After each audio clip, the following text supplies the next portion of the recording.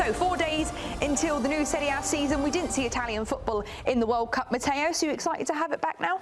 I'm always so excited. It's always like Christmas came early when the new season starts. We're filled with so much joy, so much hope, hopefully so much parity, and some really exciting Italian teams that play this expansive brand of football that are now in the Champions League, like Roma and especially Como, which is the team on the highest up right now in Italian football. Yeah, Como going into their first ever Champions League campaign. Such a huge story. So with all these new seasons starting, all the new leagues kicking off soon, we're going to be giving our predictions. We've done it for a couple of the leagues and now we're doing it for Italy, for Serie A. So we are going to be bringing in Francesco Porizio to be talking about his predictions for the season. Francesco, so lovely to see you. How are you feeling ahead of the season? Hello. Excited, as Matteo said, it's Christmas Day almost for us, so we are all happy for that. Great. OK, so should we get started with the predictions then?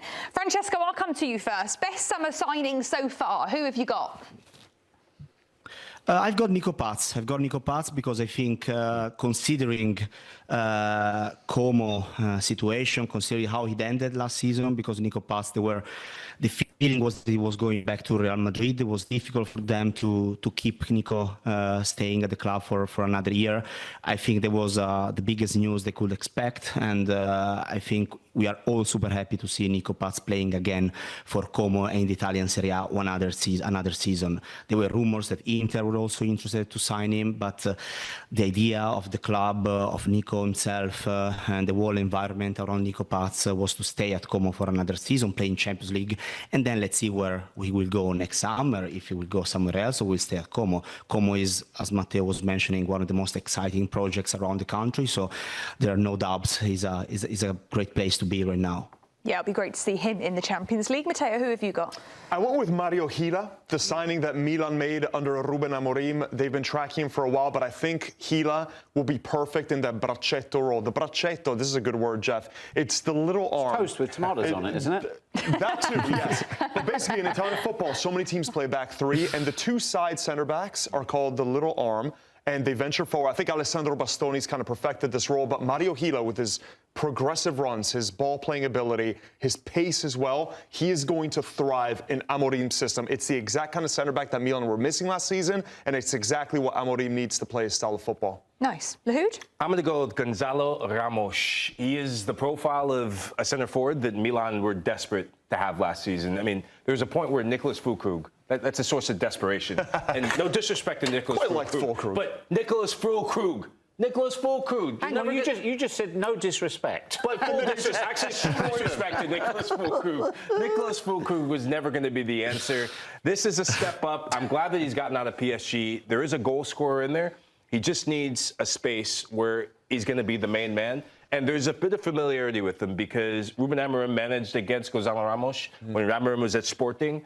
And Ramos was at Benfica, and of course Ramos scored goals. So his goal per minute ratio, this doesn't tell the tale, his goal per minute ratio at PSG was actually excellent, actually world class. Just that when he came on for 10 minutes at a time. That's why you see so many games. Jeff's gone for the Englishman. Familiarity is a key. Yeah. John Stones, alongside a Kanji at Inter. Even with his bad shoulder, John Stones is back and buzzing. Look, he said, I've stepped out of my comfort zone. He could have gone practically anywhere. He's 32. He's already scored pre-season friendly against Betis, was it? Yeah, against Betis. He's already scored. I just think the way that he can bring the ball out of defence, the role you described there, he's always had that composure. If he can stay injury-free, I think he could be... I mean, bear in mind he was free, because when you talk about the signings, and Paz is like a re-sign, I think he's fantastic value. 32 is young for Serie A defenders, by the way. They go, Serie A clubs sign based on whoop age, right? So what's the average age then, do you think, for a Serie A defender? I mean, he's replacing Acerbi, who's nearing 40. You're seeing players playing in their late 30s, 40s at a pretty high level. This is the kind of signing, I agree with Geoff, that always seems to work out. He's replacing Acerbi, De Vrij. John Stones is a much younger player, especially Acerbi. I think he'll be perfect for Kivu's system. OK, let me change my predictions. I'm saying that John Stones will be Young Player of the Year. All right, on to our next one. So we've just done best summer signing, and now we're going to be talking about the worst summer signing. Geoff and Matteo, you both got Kolo Muani. Yes. I went with Kolo Muani because even though he had a good ratio at Juventus in the 6 months that he was there, he's had one season in his entire career where he scored over 13 goals. He's had one season in his entire career where he actually was considered a top player. That was way back when he was at Frankfurt in the Bundesliga before his massive PSG blunder where they spent 80 million on him.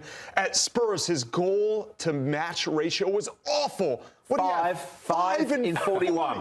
Terrible. Juventus, after Jonathan David and Openda, need a consistent goal scorer. Their signings recently have had a terrible track record. They seem to ruin almost everyone they sign. Kolo Muani, if he gets 10 to 12 goals, great. That's not what they need. They need a bomber to replace Vlahovic, someone who can get 20 plus. I don't think Kolo Muani is that guy. You missed out the most important number in all of that. 50 million. 50 million. This is a player that PSG couldn't give away. Spurs didn't want him. I don't see it. I don't see it. Okay. Well, Francesco, you've also got a player from Juventus as well for this topic. Yeah, no disrespect here to the work that they've done, but I don't like the... Can we just ban that expression? This is a Spurs segment. Francesco. I mean, I don't like the idea of signing Gugliemo Vicario. I know he's a loan, so it's a different kind of signing. They didn't spend 50 million for him, but they knew, Juventus, they knew they had a problem with the goalkeeper, right? They signed Michele Di Gregorio, it didn't work out. They knew they needed to go for a goalkeeper. They lost a lot of time trying to sign El Dibu Martinez from Aston Villa.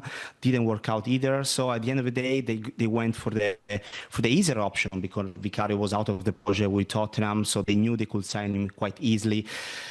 I mean, I'm not expecting this signing for the first goalkeeper from Juventus. I'm expecting a different kind of signing. We know the goalkeeper is a key role right now for every team in the world. So I think it's a bit of a risky choice here because Vicario numbers at Tottenham were not great, despite also what happened at the club. But I mean, I don't see it as a. You were mentioning before about Kolo Muani.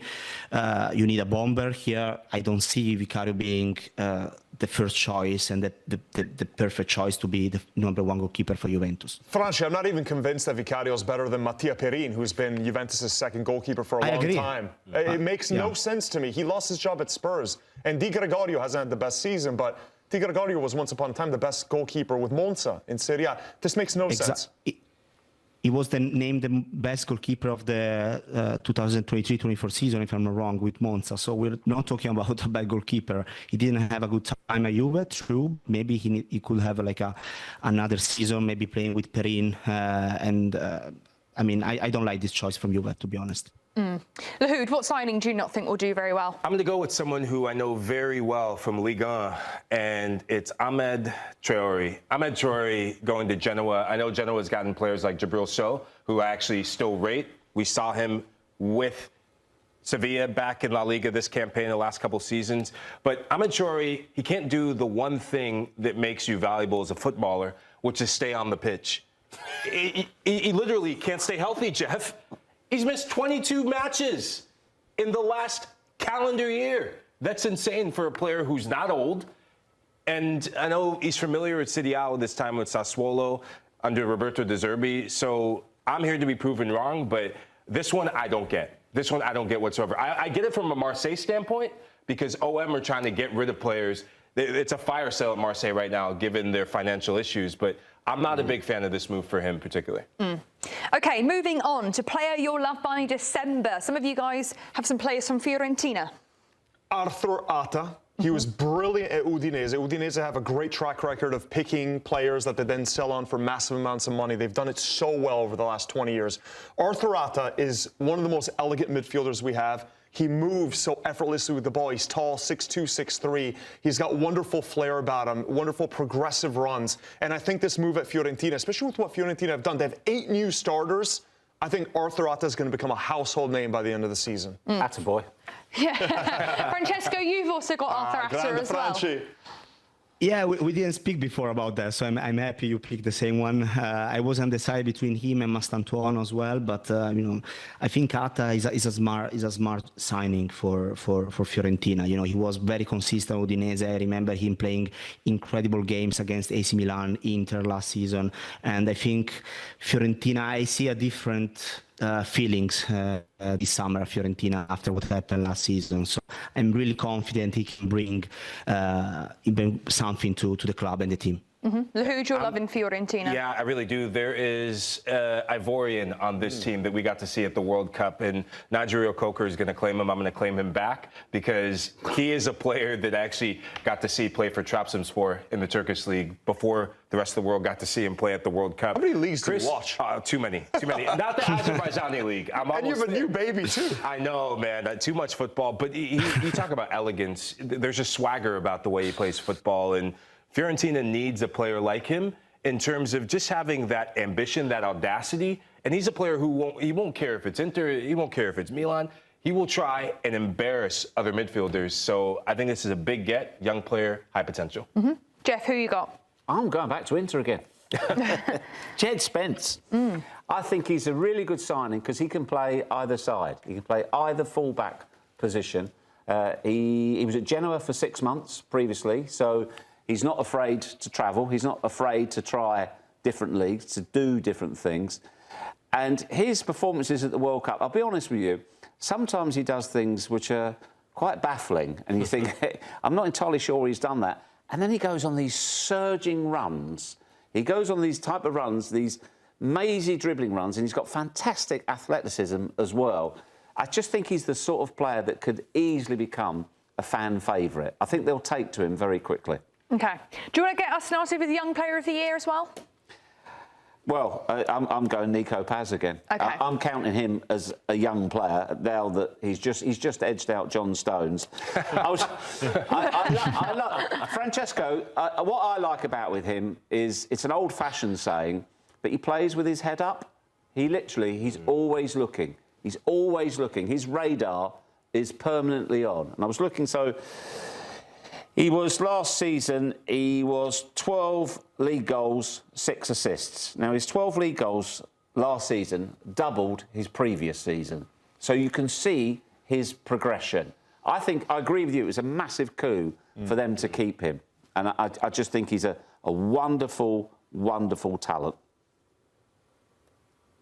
Oh, I thought Francesco was going to answer. It doesn't matter. Francesco, you can respond, or you can talk about your young player, because it's also from Como.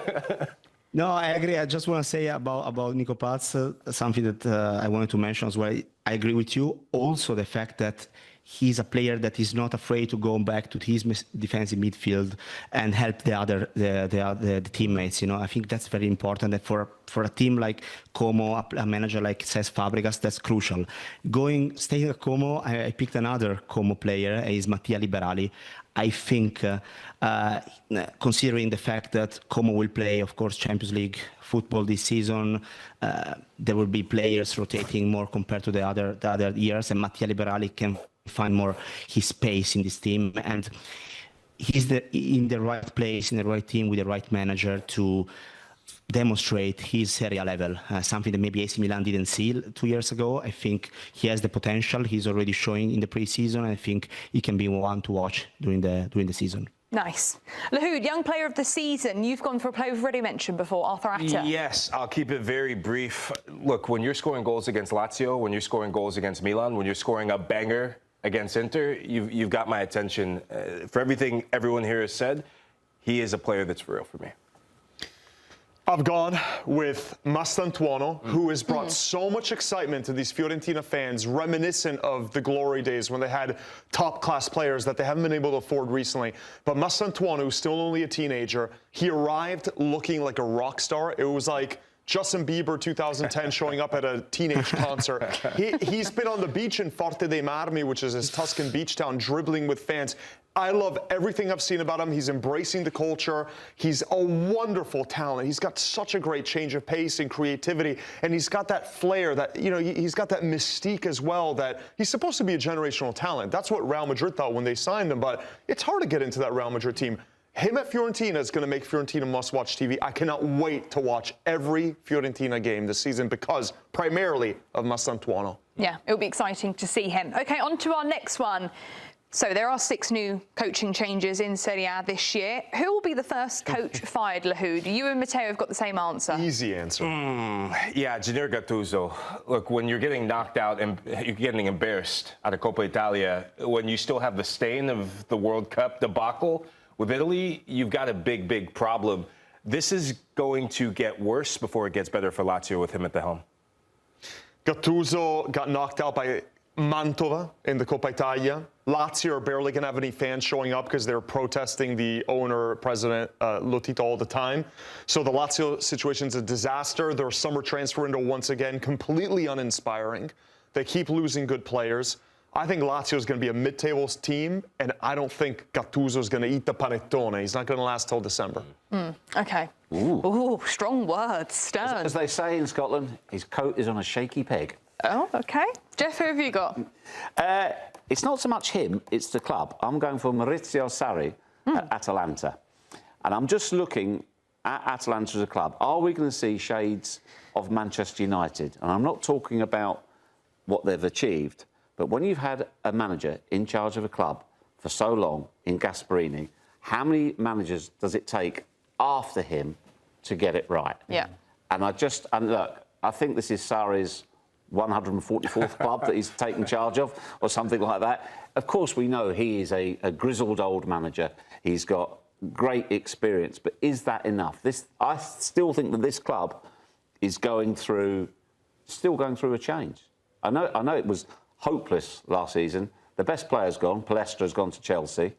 I just think it's still going through a period whereby, I mean, he's either got. I think it'll either be a real success or a big flop. I'm not seeing them doing okay. I spoke to a Juventus player that played under him at Juventus and really was critical about his man-managing skills. Did not get along with the senatori, with the players that rule the locker room. So even that kind of has me questioning how good he is at managing and connecting with certain players. Atalanta playing in the Conference League this year. OK, Francesco, who have you got for first coach fired? So I was convinced everyone was picking Gennaro Gattuso here and went for another one. I picked Massimiliano Alvini from Frosinone because I just read what he said 2 days ago, the fact that he didn't know any of the players who arrived at the club. That's not a good sign, so I think it's not going to last. I don't think it's going to last long, sadly. What, he said, I don't know any of the new players? He said that he didn't know the players were coming at the club. So I don't think that's a good starting point of the season. Francesco, is that the classic, though? These are nothing to do with me. These are down to the sporting director. And also, what did you make of my pick on Sarri? I'm not that confident, to be honest. I think Sarri will do well at Atalanta. They are coming from 2 managers in 1 year with Juric and Palladino. They didn't find the right feeling with those 2 managers. I think Sarri, he can work out with a Bergamo environment. I see him being a manager of Atalanta, especially with the directors that work there.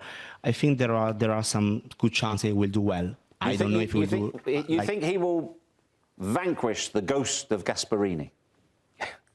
I think that's impossible to do in Bergamo for a lot of time. I think that will take years for a manager and succeed, win a Europa League as Gasperini has done. I think that's uncomparable so far. So that's impossible in 1 season. So the next one we're going to be going to, who will be their surprise team? Francesco, you want to get us started? I'm going with Genoa. I'm confident about Daniele De Rossi first full season at the club. I think they made good signings as well. They are starting from a good basis. I think they will do well. I don't know how well, but being at Genoa is always difficult, a challenging fan base, but also very supportive compared to others. Matteo was mentioning Lazio. I think it's completely opposite in Genoa right now, and I have good feelings about the first full season of De Rossi at Genoa. Nice. Okay, Lahoud and Matteo, you've both got Fiorentina. I think they're the team that make up the most amount of points from nearly relegated to top 6. I think they're going to finish 5th or 6th. They're going to go back in Europe. I love Fabio Grosso as a manager. I love the signings. They've redone their entire lineup, and they've spent a lot of money. Right now, the new president, they've done really well at some of the players they've attracted. They're going to make this team look very fun to watch as well. Yeah, I love that they've gotten younger, and I'm going to put this in terms of Italian football. I love Cernador. I think that he will be a beneficiary of a young core and a young group. It's going to be competitive for a player like him, but I think this is going to make him a better footballer and hopefully benefit Italy as well. Geoff? My surprise team is a surprise team, in that I'm going to go with Como, because I think they surprised everybody last season, if you like, but I think they can push on even further. I really do. I think people say, oh, yeah, they've peaked, Champions League, amazing, they can't, this is it. They've reached the mountaintop. I think there's more to come. They're only 5 points behind Napoli last season. I generally think they can make up that ground. They drew the most games in the top 5. So if they get the sort of firepower, these being linked, Moises Keane, Liam Delap, if they can get a bit more firepower in, and also as well, you look, they conceded the fewest goals in the entire division. So he's got a very, very solid base to work with. If they can just add a few more goals at the other end, keep playing the way they do, talked about Nico Paz as well, honestly, they can push. Is this Geoff or Giovanni? Giovanni. We might need a name change here. Francesco, am I talking out of my hat, or...?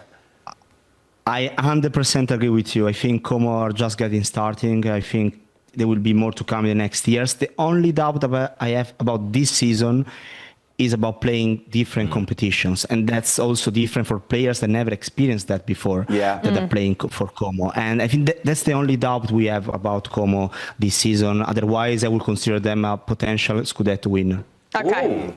Okay, then. All right, on to our next one. Capocannoniere winner. So the Golden Boot winner, Lahoud, you had the same as Giovanni over there, Daniel Marlon. Yeah. It's not even a debate. Yeah, why'd you go Daniel Marlon? Well, he arrived in January, okay, right? He arrived in January. He scored 14 goals. Yeah? The Golden Boot winner was Martinez, who got 17 in a full season. So give him a full season, he's scoring 28.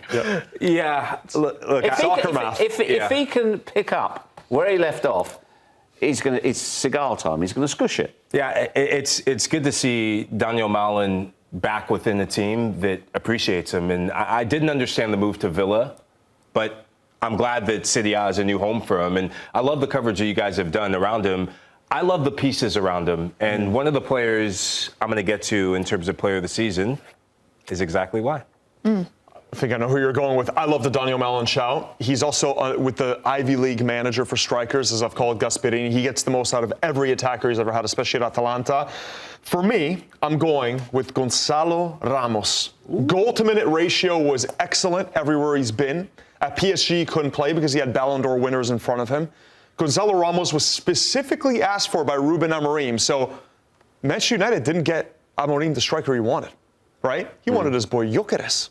Now he's got his boy that he knows very well from the Portugal connection. He knows exactly how to utilize him. He's looked great in preseason with assists and goals. I think he could go 20 to 25, which Milan haven't had since the days of Zlatan Ibrahimovic over 15 years ago. The top scorer since then, Carlos Bacca with 19. So it's not it's very difficult to get 20 plus at Milan.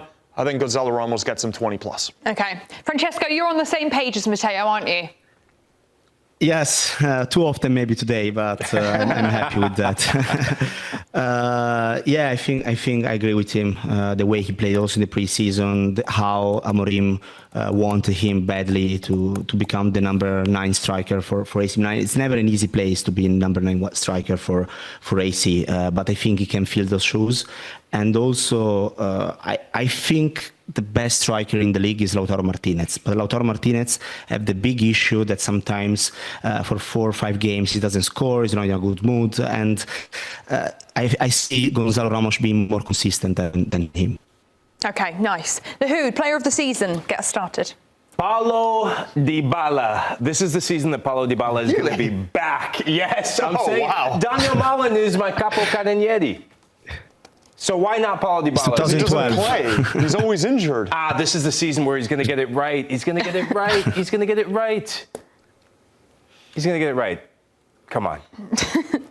Give me something. He doesn't play. He's a great player when he's healthy, but the track record says that every season he misses 20-plus games. This is going to be a different season for them. Have you talked to his doctor? No, I actually talked to a good friend who's actually good friends with him. That's not a joke. And he said, I'm not going to get injured this season because the fairy, someone told him in the skies. So, in all reality, Roma have done really good business. They're about to get Rodrigo Mora from Sporting Lisbon, so that's another player where he can play in an attacking midfield.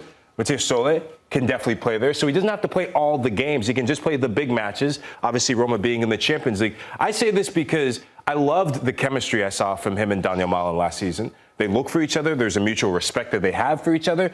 The big question mark and the big asterisk is, can he stay healthy? Paulo Dybala not having to play against Sassuolo will be a better Paulo Dybala in the big games against Inter, Juve, and the like. So that's why I'm going with it. Yeah, in his 15 starts, he'll be brilliant. Mm-hmm. Okay. Matteo, who have you got? Who do I have? Nico Paz. Nico Paz, yes. Nico Paz, to me, is the no-brainer pick. And it was between Paz and Yildiz of who is the generational player that Serie A finally has. I think Nico Paz is a generational superstar in the making, a player that you only see once every decade or so. That's how high I have Nico Paz's ceiling. He is brilliant. It is great for the league that he stayed there, that he's not back at Real Madrid. He just has this elegance. He drops back, too. So the numbers that Geoff was saying, the 12 goals, the assists, he comes so far back in the midfield to make things happen. He covers so much ground. He's got everything, a wonderful left foot. I cannot be any higher on Paz. He's the best player in the league overall. Okay. Geoff, you've gone to Inter for your player of the season. Yeah, I thought Paz was too obvious a pick, so I've decided to go with John Stones. The young John Stones. Exactly, exactly. I just think that he will, it's his style, the transition that he'll make, and his style of play is so suited to Serie A. Mm-hmm. His elegance, but also, you think of the great Italian centre-halves, or even the great centre-halves that have played in Italy down the decades, I genuinely think he can become one of them. There's a reason why he was such a mainstay at Manchester City. Is his footballing intelligence, plus his desire, and equally, as I said, he's got a certain grace about him as a centre-half. You know, he's not just a stopper, not by any stretch of the imagination. He can play in the holding midfield too, right? Easily. Yeah. He's done it. Yeah, he's done it. Did it for Pep. It's actually been 10 years since a defender won Player of the Season in Serie A. So who was curious about that? I'll have to get back to you. The England teaching us how to defend, now that would be something. Do you remember who it was? No idea. Okay. Okay. Francesco, you've also got an Inter player. I got Lautaro Martinez. I think, I mean, my pick for the Scudetto winner will arrive later, but maybe you can imagine. Is always the fact that who wins the Scudetto, the MVP of the player is kind of always playing for the team. So I'm going with Lautaro Martinez. Lautaro Martinez, I believe, is the best striker that plays in the Italian Serie A. And I think after what happened on the World Cup, I think he wants something back. And I think he will be eager to play. He can't wait to play against Monza on Saturday. You already said that. So I think it will be another season Lautaro Martinez be one of the best players in the country. Okay, lovely. So, Manager of the Year, Francesco, who have you got? I'm going with Cesc Fabregas. I'm totally in love with the way Como plays, and the manager, the way he speaks, also the way he behaves. I think we were mentioning about Como before, as I was mentioning as a potential Scudetto winner. I don't know if that's the case, but I think Como are just starting, and there is no reason for a manager like Fabregas to leave the club right now, and I think he knows that, and that's why he decided to be part of this project. So I think it can be the season where everyone will understand the potential of this manager. Okay then, Lahoud, you've got Gasperini. You're loving Roma, aren't you? Yeah, I am. Look, Gianpiero Gasperini is going to make it a third time winning this award, and the miracles that he worked at Atalanta, I really like the squad that he has at Roma. And the obvious choice for Manager of the Year, I think, was Christian Chivu, because Inter are the favorites to win the league. But Cesc Fabregas is a good shout. But Gasperini, I liked what he did at the back end of the season with Roma. They look confident. They look like a together unit. Okay. I went with Christian Chivu, and I was high on him already when he joined because he won the Champions League with Inter. He was played under Jose Mourinho as a defender. He knew the locker room inside out, knew what it means to put on the Inter kit. And then he joins Inter after having only managed 12 games for Parma. So very inexperienced manager, and he wins the league. And when you go and talk to him in person, he's really, really fantastic. He's very smart, very humble. He knows how to connect to the younger generation, which he said is huge because there is sometimes a bit of a gap with some of the older managers and how different this current generation is of footballers that maybe need to be coddled a bit more. So I'm going to go with Christian Chivu. I think he wins the league. The only blemish is that Champions League exit against Bodo Glimt. They have to have a better run in Champions League. Mm-hmm. Same. It's lazy to say whoever wins it is manager of the year, but it hasn't been done for 6 years. Shows you how tough it is in Italy. So he does it, he deserves it. Yeah. OK, so we're going to our final one, Scudetto winners. We've had 3 votes for Inter, 1 vote for Roma. Guess who that could be? Lahoud? Oh, me? You think they're winning the league, Roma? I got to be different. I got to be different. No, look. You don't have to. Roma are going to do it this year. Roma are going to do it this year. Give us some reasons why. Reasons why. No, Paulo Dybala is my player of the season. The recruitment's been there this summer. You get a fit Dybala. If you get a fit Dybala, does that increase your confidence in Roma? No. To win the Scudetto? Yeah. Roma haven't won the Scudetto in decades. Yeah. But Gianpiero Gasperini turns water into wine. Okay, but I mean, they're also playing in Champions League now. Like, this is a different kettle of fish now that they have to deal with. Look, if Chelsea win the Premier League and Roma win Serie A, I will give you my bank account. Okay? You heard it. I will give you full If I was you, I'd want something a lot more valuable. Should be my agent, Geoff. Francesco, what do you think about Lahoud saying Roma are going to win?